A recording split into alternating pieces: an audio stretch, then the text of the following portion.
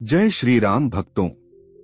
फागुन मास के शुभ अवसर पर हम आपको भगवान शंकर की और मां पार्वती से जुड़े एक बहुत ही दुर्लभ कथा सुनाने जा रहे हैं। फागुन मास का महीना अत्यंत ही शुभ माना गया है। इस महीने में जो भगवान शंकर की कथा का श्रवण करता है उसे मनवांछित फल की प्राप्ति होती है। प्रभु के प्रति श्रद्धा और भक्ति भाव बढ़ता है और हम अपनी प्रभु के प्रति समर्पित होते जाते हैं। ईश्वर की कथा सुनने से हम भगवान के और निकट हो जाते हैं और साथ ही हमारा हृदय, मन, आत्मा पवित्र हो जाता है। मन को अपार शांति मिलती है। भोलेनाथ तो अत्यंत ही भोले और अति शीघ्र प्रसन्न होने वाले देव है। जो भी भक्त अपने ईश्वर को पूरे मन से याद करता है उन्हें भगवान अपनी अनुभूति अवश्य ही करते हैं। तो चलिए भगवान शंकर का ध्यान करते हुए हम आपको सोमवार के दिन पूजा करने की महत्व की कथा सुनाते हैं। किसी नगर में एक धनी व्यापारी रहता था। दूर दूर तक उसका व्यापार फैला हुआ था। नगर के सभी लोग उस व्यापारी का सम्मान करते थे। इतना सब कुछ संपन्न होने के बाद भी वह व्यापारी बहुत दुखी था, क्योंकि उसका कोई पुत्र नहीं था, जिस कारण अपने मृत्यु के पश्चात व्यापार के उत्तराधिकारी की चिंता उसे हमेशा सताती रहती थी। पुत्र प्राप्ति की इच्छा से व्यापारी प्रत्येक सोमवार भगवान शिव की व्रत पूजा किया करता था और शाम के समय शिव मंदिर में जाकर शिवजी के सामने घी का दीपक जलाया करता था। उसकी भक्ति देखकर मां पार्वती प्रसन्न हो गई और भगवान शिव से उस व्यापारी की मनोकामना पूर्ण करने का निवेदन किया। भगवान शिव बोले, इस संसार में सबको उसके कर्म के अनुसार फल की प्राप्ति होती है। जो प्राणी जैसा कर्म करते हैं उन्हें वैसा ही फल प्राप्त होता है। शिवजी द्वारा समझाने के बावजूद मां पार्वती नहीं मानी और उस व्यापारी की मनोकामना पूर्ति हेतु वे शिवजी से बार बार अनुरोध करती रही। अंततः माता के आग्रह को देखकर भगवान भोलेनाथ को उस व्यापारी को पुत्र प्राप्ति का वरदान देना पड़ा।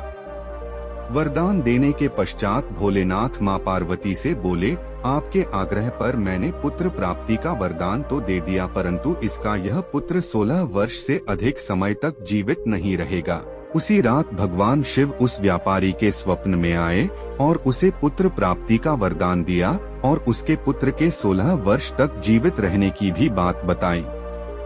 भगवान के वरदान से व्यापारी को खुशी तो हुई, लेकिन पुत्र की अल्पायु की चिंता ने उस खुशी को नष्ट कर दिया। व्यापारी पहले की तरह सोमवार के दिन भगवान शिव का विधिवत व्रत करता रहा।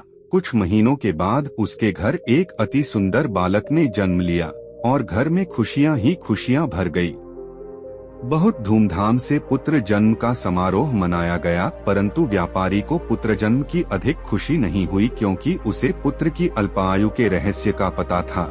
जब पुत्र 12 वर्ष का हुआ तो व्यापारी ने उसे उसके मामा के साथ पढ़ने के लिए वाराणसी भेज दिया। लड़का अपने मामा के साथ शिक्षा प्राप्ति हेतु चल दिया। रास्ते में जहाँ भी मामा भांजे विश्राम हेतु रुकते, वहीं यज्ञ करते और ब्राह्मणों को भोजन कराते।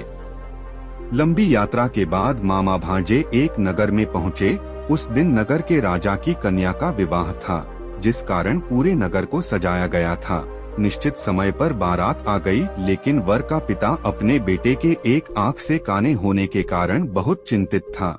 उसे भय था कि इस बात का पता चलने पर कहीं राजा विवाह से इनकार न कर दे, इससे उसकी बदनामी भी होगी। जब वर के पिता ने व्यापारी के पुत्र को देखा तो उसके मस्तिष्क में एक विचार आया। उसने सोचा, क्यों न इस लड़के को दूल्हा बनाकर राजकुमारी से विवाह करा दूं। विवाह के बाद इसको धन देकर विदा कर दूंगा और राजकुमारी को अपने नगर ले जाऊंगा।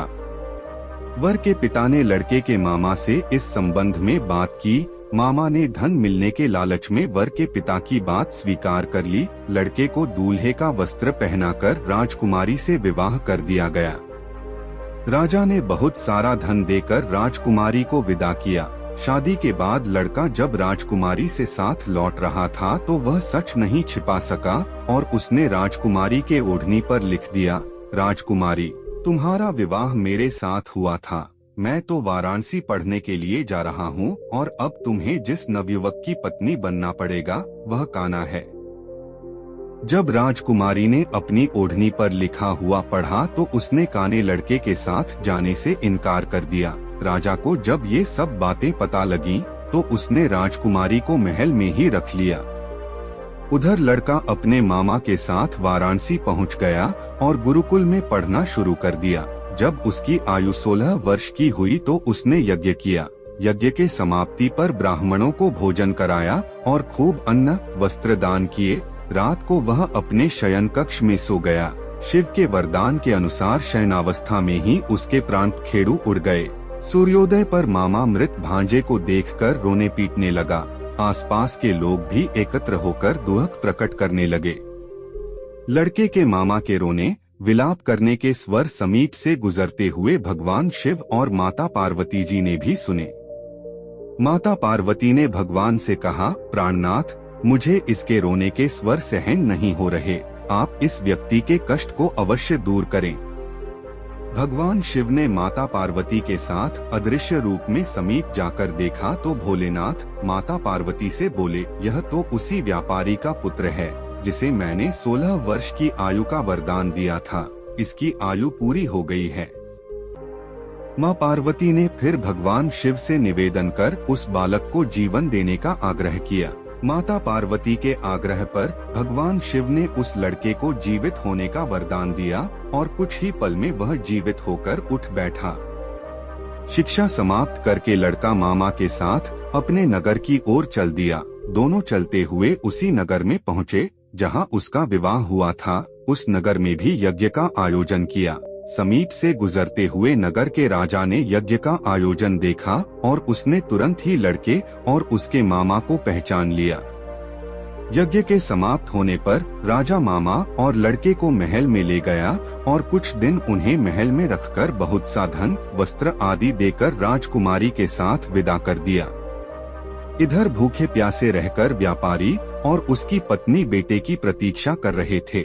उन्होंने प्रतिज्ञा कर रखी थी कि यदि उन्हें अपने बेटे की मृत्यु का समाचार मिला तो दोनों अपने प्राण त्याग देंगे, परंतु जैसे ही उसने बेटे के जीवित वापस लौटने का समाचार सुना तो वह बहुत प्रसन्न हुआ। वह अपनी पत्नी और मित्रों के साथ नगर के द्वार पर पहुंचा। अपने बेटे के विवाह का समाचार सुनकर पुत्रवधू राजकुमारी को देखकर उसकी खुशी का ठिकाना न रहा। उसी रात भगवान शिव ने व्यापारी के स्वप्न में आकर कहा, हे श्रेष्ठी, मैंने तेरे सोमवार के व्रत करने और व्रत कथा सुनने से प्रसन्न होकर तेरे पुत्र को लंबी आयु प्रदान की है। पुत्र की लंबी आयु जानकर व्यापारी बहुत प्रसन्न हुआ। शिव भक्त होने तथा सोमवार का व्रत करने से व्यापारी की सभी मनोकामनाएं पूर्ण हुई। इसी प्रकार जो भक्त सोमवार का विधिवत व्रत करते हैं और व्रत कथा सुनते हैं, उनकी सभी इच्छाएं पूरी होती हैं।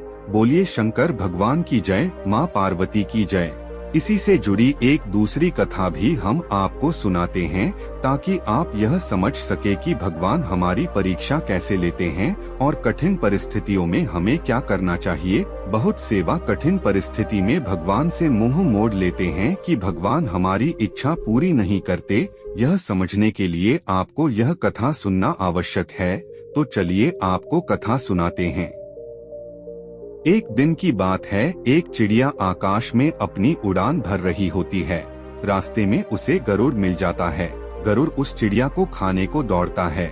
चिड़िया उससे अपनी जान की भीख मांगती है, लेकिन गरुड़ उस पर रहम करने को तैयार नहीं होता। तब चिड़िया उसे बताती है कि मेरे छोटे छोटे बच्चे हैं और उनके लालन पालन के लिए मेरा जीवित रहना जरूरी है। तब गरुड़ इस पर चिड़िया के सामने एक शर्त रखता है कि मेरे साथ दौड़ लगाओ और अगर तुमने मुझे हरा दिया तो मैं तुम्हारी जान बख्श दूंगा और तुम्हें यहाँ से जाने दूंगा। गरुड़ इस बात को जानता था कि चिड़िया का उसे दौड़ में हराना असंभव है, इसलिए उसके सामने इतनी कठिन शर्त रख देता है। चिड़िया के पास इस दौड़ के लिए हाँ करने के अलावा और कोई विकल्प नहीं बचता। लेकिन चिड़िया को इस बात का अंदाजा था कि गरुड़ को दौड़ में हराना नामुमकिन है, लेकिन फिर भी वह इस दौड़ के लिए हाँ कर देती है। पर वह गरुड़ से कहती है कि जब तक ये दौड़ खत्म नहीं होता वह उसे नहीं मरेगा। गरुड़ इस बात पर राजी हो जाता है। दौड़ शुरू होती है। चिड़िया फट से जाकर गरुड़ के सिर पर बैठ जाती है। और जैसे ही गरुड़ दौड़ के आखिरी स्थान पर पहुंचता है, चिड़िया फट से उड़कर लाइन के पार पहुंच जाती ही और जीत जाती है। गरुड़ उसकी चतुरता से प्रसन्न हो जाता है और उसको जिंदा छोड़ देता है। चिड़िया तुरंत ही वहां से उड़ जाती है और अपने रास्ते चल देती है। कठिन परिस्थितियों में हालातों पर रोना नहीं चाहिए, बल्कि समझदारी और चतुरता के साथ मुसीबत का सामना करना चाहिए। विरोधी या कार्य आपकी क्षमता से ज्यादा मजबूत हो तो इसका मतलब यह नहीं कि आप पहले से ही हार मानकर बैठ जाएं, बल्कि समझदारी और धैर्य से बैठकर समस्या का समाधान ढूंढना चाहिए।